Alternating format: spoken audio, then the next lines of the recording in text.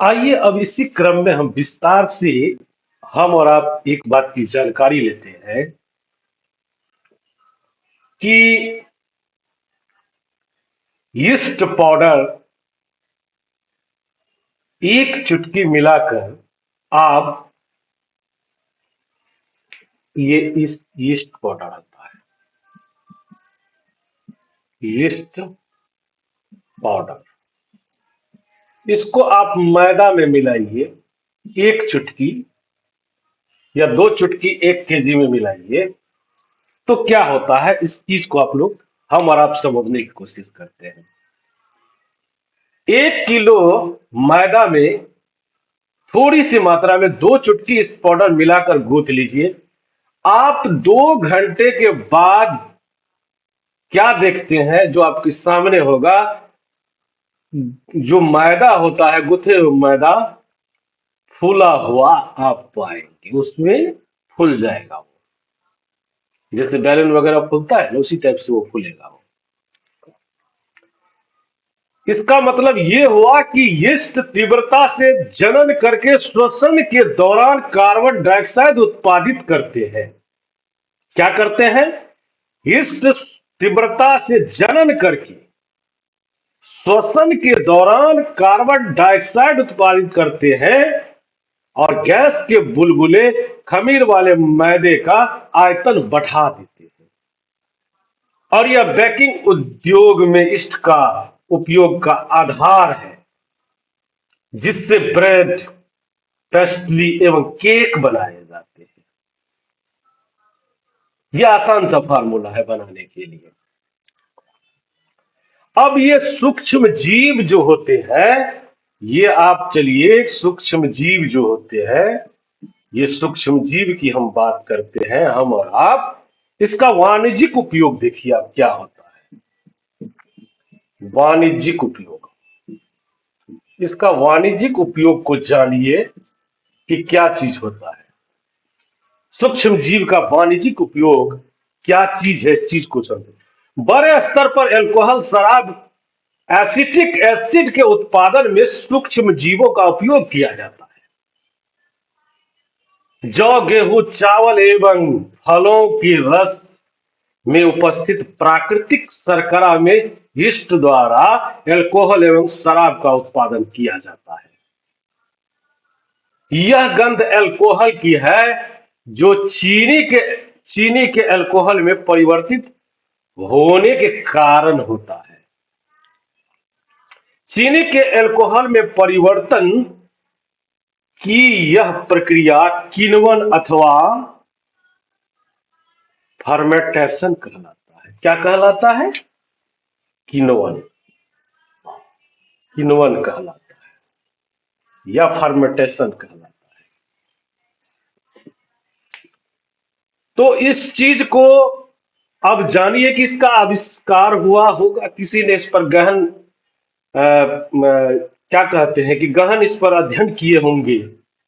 तो Louis Pasteur ने किण्वन की खोज, इसमें आता है कि एक जो इस पर गहन अध्ययन किए, तो उस इंसान के बारे में जानना हम सबों के लिए बेहद ही जरूरी हो जाता है कि हमारे जीवन में मार्गदर्शक के रूप में रहे हैं और हो भी जाते हैं। तो यह अध्ययन की बात है। तो लुई पास्चर, लुई पास्चर, इसके गहन अध्ययन के बाद ये पता लगाए कि किण्वन की खोज, लुई पास्चर ने किण्वन की खोज की, किण्वन की खोज इन्होंने की। विशेष अध्ययन पश्चात इन्होंने किण्वन की खोज की और 1857 ईस्वी में की है। लुई पास्चर, इन्हें आप वैज्ञानिक कह सकते हैं। अब इसी में आता है सूक्ष्म जीवों का औषधीय उपयोग। जब कभी आप बीमार पड़ते हैं तो डॉक्टर आपका पेनिसिलिन का इंजेक्शन देते हैं आपको, सपोज दैट, अथवा कोई अन्य प्रतिजैविक की गोली अथवा कैप्सूल देते हैं। इन औषधियों का स्रोत क्या है? सूक्ष्म जीव है। सूक्ष्म जीव, इनके स्रोत क्या है? सूक्ष्म जीव।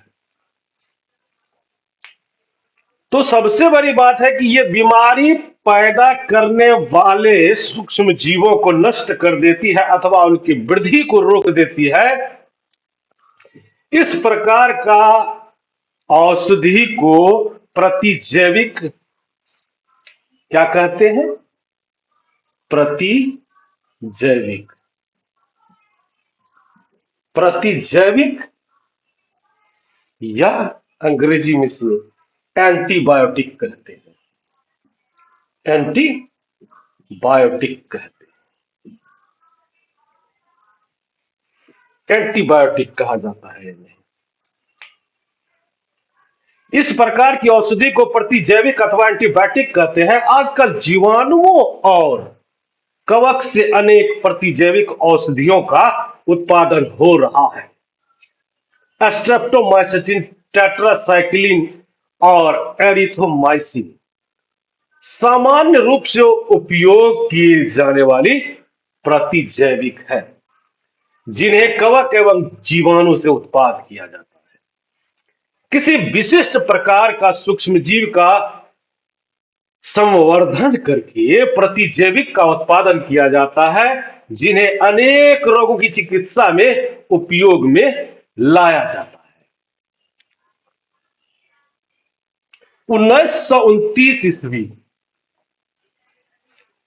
सबसे बड़ी बात, ये आविष्कार हुआ, गहन अध्ययन किया गया।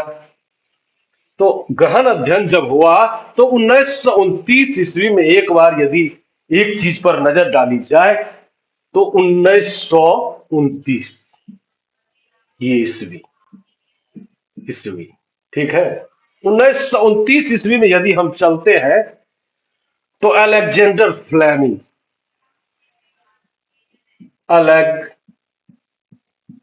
अलेक्जेंडर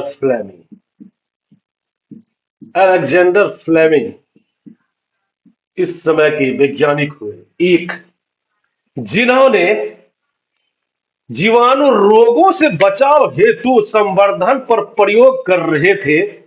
अचानक उन्होंने संवर्धन तस्तरी पर हरे रंग के फफूंद के छोटे जीवाणु देखे। उन्होंने पाया कि वह फफूंद जीवाणु की वृद्धि को रोकते हैं और यह तथ्य पाया कि बहुत सारे जीवाणु फफूंद द्वारा मारे गए। इस प्रकार फफूंद से क्या बनाई गई? पेनिसिलिन नामक एक औषधि बनाई गई 1929 ईस्वी में। अब इससे थोड़ा सा आगे चलते हैं तो पशु आहार एवं कुक्कुट आहार में भी प्रतिजैविक मिलाए जाते हैं, जिसका उपयोग पशुओं में सूक्ष्म जीवों का संचरण को रोकना है। प्रतिजैविक का उपयोग कुछ पौधों के रोग नियंत्रण के लिए भी किया जाता है। और सबसे बड़ी बात यह है, हम सबों को ध्यान देनी होगी, ध्यान रखनी होगी कि डॉक्टर की सलाह पर ही प्रतिजैविक की दवाई लेनी चाहिए तथा उस दवा का कोर्स भी पूरा करना चाहिए। यदि आप प्रतिजैविक उस समय लेंगे जब उसकी आवश्यकता ही नहीं है तो अगली बार जब आप बीमार होंगे और आपको प्रतिजैविक की आवश्यकता होगी तो वह उतनी प्रभावी नहीं होगी। इसके अतिरिक्त या अनावश्यक रूप से ली गई प्रतिजैविक शरीर में उपस्थित उपयोगी जीवाणु भी नष्ट कर देती है। सर्दी, जुकाम एवं फ्लू में प्रतिजैविक प्रभावशाली नहीं है, क्योंकि यह रोग विषाणु द्वारा होते हैं।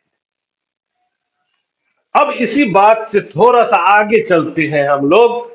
इस चीज को जानने के बाद बस थोड़ा सा आगे की बढ़ते हैं तो एक सीधी सी बात हम सबों की समझ में आ जाएगी कि ये क्या चीज है। तो सबसे पहले यहां पर हम लोग चले वैक्सीन। वैक्सीन के लिए, वैक्सीन को जानना जरूरी है। ये वैक्सीन, ये हो गया टीका, इसको समझते हैं। वैक्सीन, यह शिशु और बच्चों को टीका क्यों लगाया जाता है? जब रोग कारक सूक्ष्म जीव हमारे शरीर में प्रवेश करते हैं तो उनसे लड़ने के लिए हमारा शरीर प्रतिरक्षी उत्पन्न करता है। शरीर को यह भी स्मरण रहता है कि वही सूक्ष्म जीव अगर हमारे शरीर में पुनः प्रवेश करता है तो उनसे किस प्रकार लड़ा जाएगा। अतः यदि मृत अथवा निष्क्रिय सूक्ष्म जीवों को स्वस्थ व्यक्ति के शरीर में प्रविष्ट कराया जाए तो शरीर की कोशिकाएं उसी के अनुसार लड़ने के प्रतिरक्षी उत्पन्न करके रोग कारक को नष्ट कर देती है। यह प्रतिरक्षी हमारे शरीर में सदा के लिए बनी रहती है तथा रोग कारक सूक्ष्म जीव से हमारी सदा के लिए सुरक्षा हो जाती है। इसी प्रकार टीका, वैक्सीन कार्य करता है। तो हैजा 6 चेचक, हैजा 6 चेचक, ये 3 चीज को जानिए। और हेपेटाइटिस,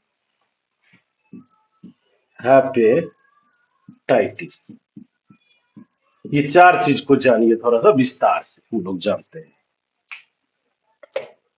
इस चीज को जानना हमारे लिए जरूरी है, हम सबों के लिए। तो हैजा 6 चेचक और हेपेटाइटिस जैसी अनेक बीमारियों का वैक्सीन टीके के द्वारा रोका जा सकता है। इस बात का विस्तार से हम लोग अगले क्रम में चर्चा करेंगे।